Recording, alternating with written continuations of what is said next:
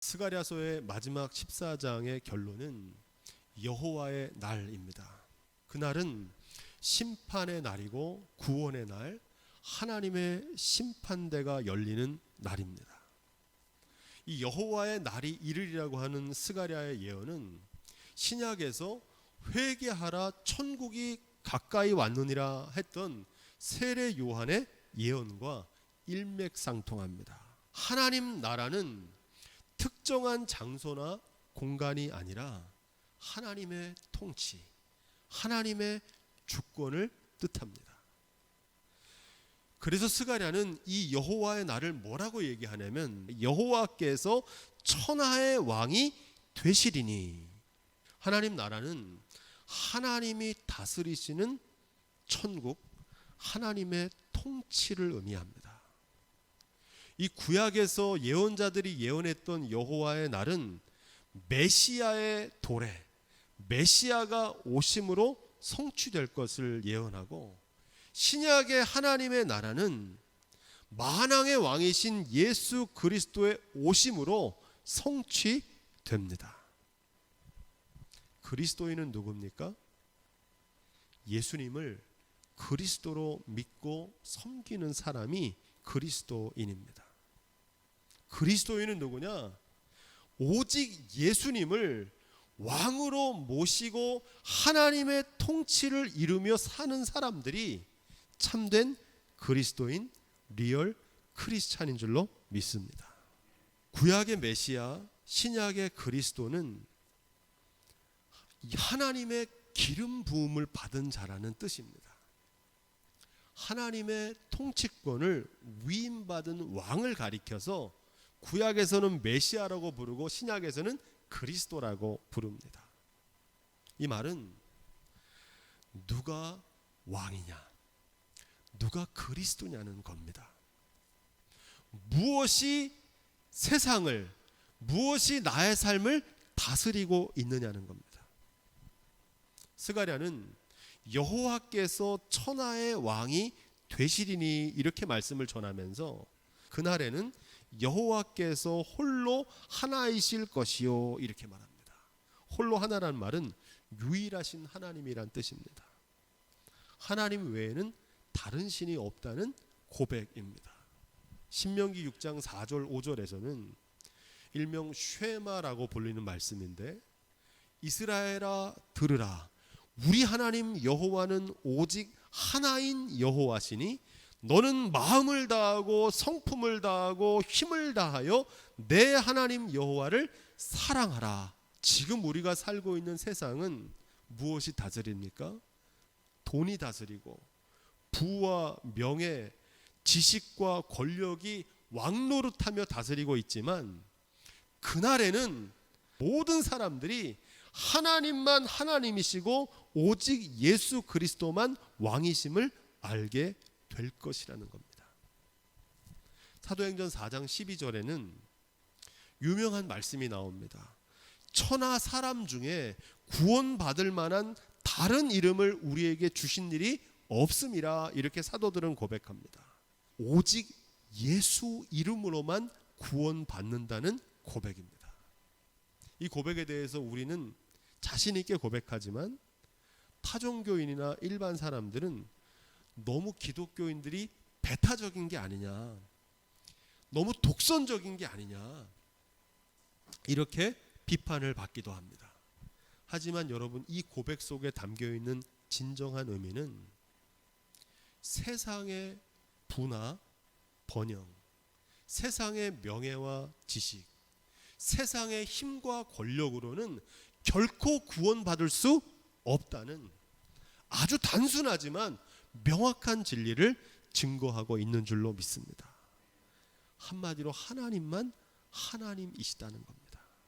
이 고백이 저와 여러분들의 고백이 될 수 있기를 주님의로 부탁을 드립니다.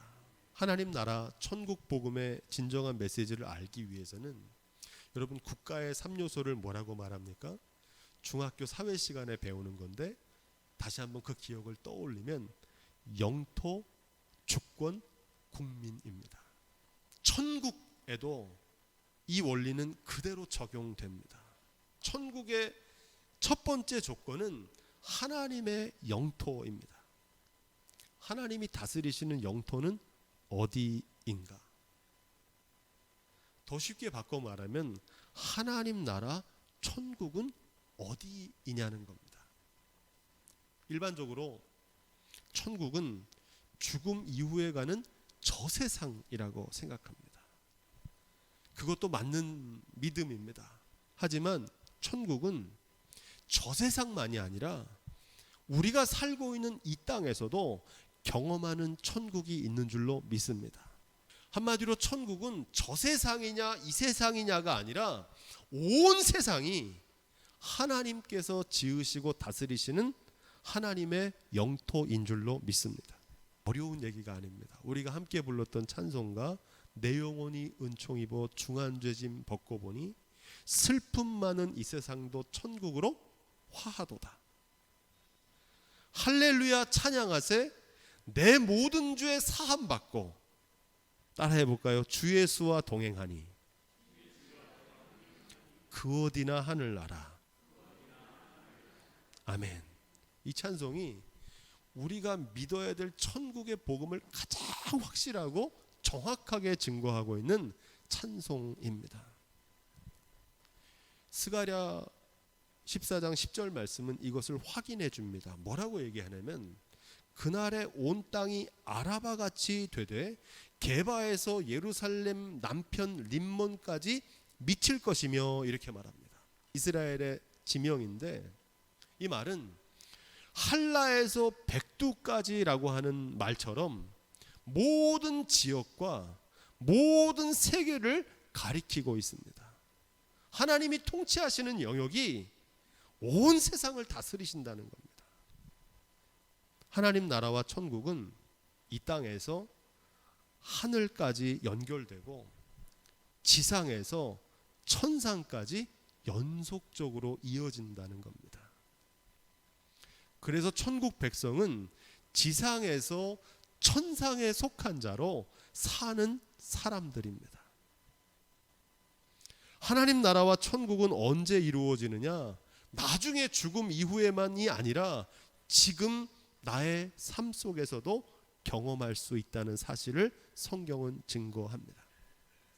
더 중요한 것 하나는 천국은 오늘 나의 삶에 의해서 결정된다는 겁니다. 계시록 20장 12절 말씀에 보면 또 내가 보니 죽은 자들이 물은 대소하고 그 보좌 앞에 섰는데 책들이 펴 있고 또 다른 책이 펴 있으니 곧 생명책이라. 죽은 자들이 자기 행위를 따라 책들에 기록된 대로 심판을 받으니. 하나님의 심판대 앞에서 벌어지는 장면인데 여기서 말하는 생명책은 영어로 Book of Life입니다. 라이프라는 단어가 중요한데 라이프는 목숨이라는 뜻도 있지만 삶이라는 뜻입니다. 하나님의 심판대 앞에서의 심판의 기준이 이 땅에서 우리가 살아온 삶이라는 겁니다. 그래서 우리의 삶에서 경험한 천국을 맛보다가 영원한 천국에 들어가게 되는 줄로 믿습니다. 하나님 나라 천국의 두 번째 조건은 바로 하나님의 주권입니다.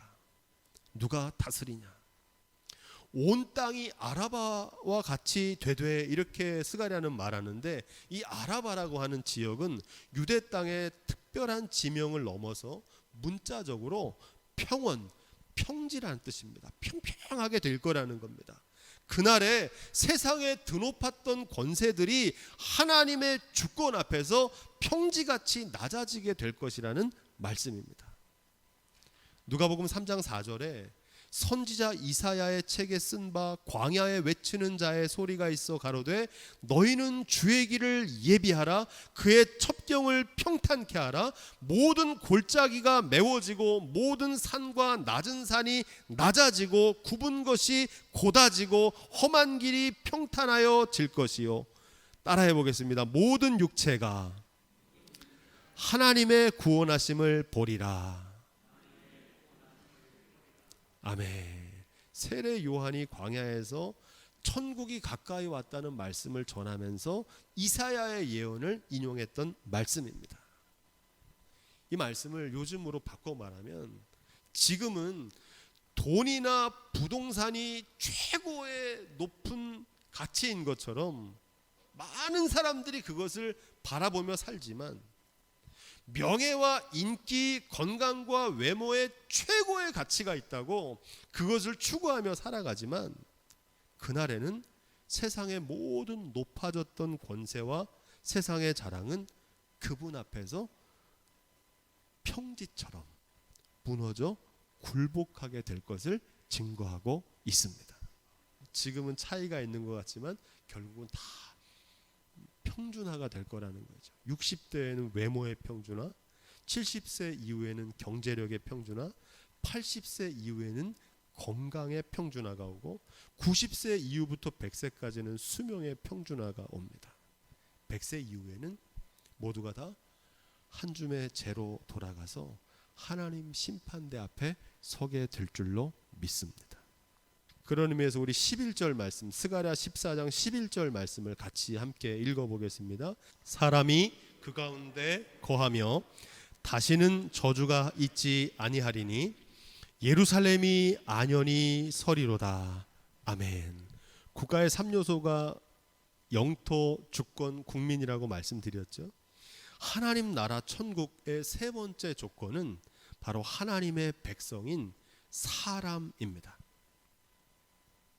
하나님은 사람을 통해서 역사하십니다. 성경에 보면 하나님이 직접 말씀하시는 법이 없습니다. 모세를 통해서 말씀하시고 선지자들을 통해서 말씀하십니다. 그것처럼 하나님 나라와 천국은 하나님의 백성을 통해서 하나님의 통치를 이루신다는 사실입니다. 여러분 이것을 꼭 기억하십시오. 이게 오늘 말씀의 주제입니다. 하나님 나라와 천국은 누구를 통해서 이루어지느냐? 사람이 그 가운데 거하며 하나님의 말씀 안에 거하고 그 뜻대로 준행하는 사람들을 통해서 하나님의 통치를 이루신다는 겁니다. 열왕기상 4장 24절로 25절 오늘 우리가 읽은 이 말씀은 하나님의 통치가 실제로 이 땅에서 이루어진 하나의 실례를 보여주고 있습니다.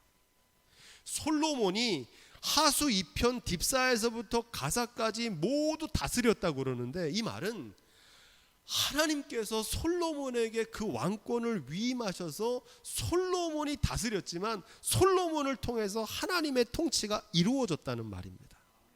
하수 2편의 모든 왕이 다 가나안 바 되었고 사방에 둘린 민족과 평화가 있었다 이렇게 말합니다. 솔로몬의 시대가 평화로웠던 이유는 하나님께서 솔로몬을 통해서 통치하셨기 때문입니다.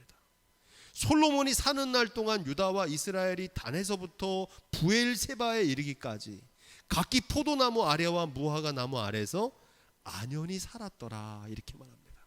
안연하다는 말은 안전하고 평화로웠다는 뜻인데 솔로몬이 다스리던 나라가 안연했던 이유는 왕 되신 하나님을 경외하고 말씀대로 준행했기 때문이라는 사실이 중요합니다. 솔로몬이 하나님을 경외하고 준행할 때 그가 다스리던 땅에 평화가 찾아온 것처럼 하나님께서 솔로몬을 보내신 것처럼 예수 그리스도를 보내신 것처럼 우리도 택하시고 보내셨다는 겁니다. 뭘 하러 보내셨어요? 천국을 이루도록. 이것을 가리켜서 천국 소명이라고 합니다.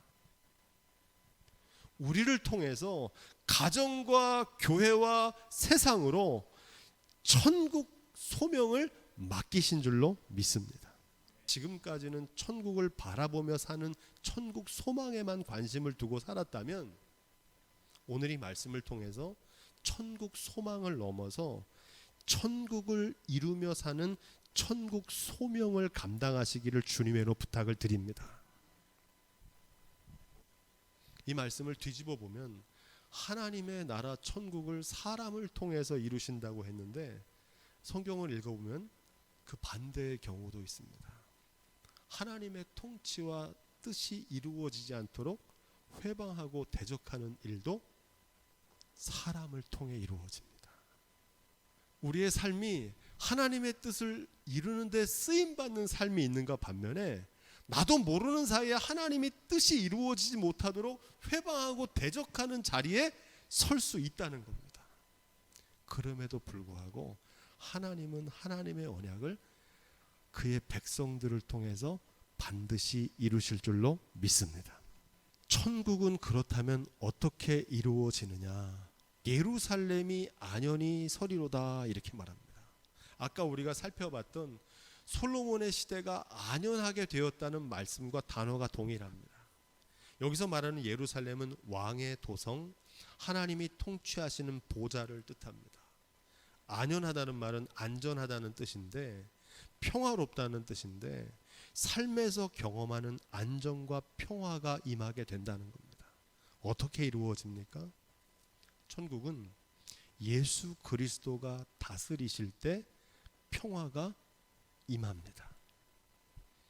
주님이 머리 되신 교회가 될 때 교회에 평화가 임합니다. 우리의 가정과 삶에 그리스도를 왕으로 모시고 주님이 다스리실 때 우리의 삶이 안연히 서게 될 줄로 믿습니다.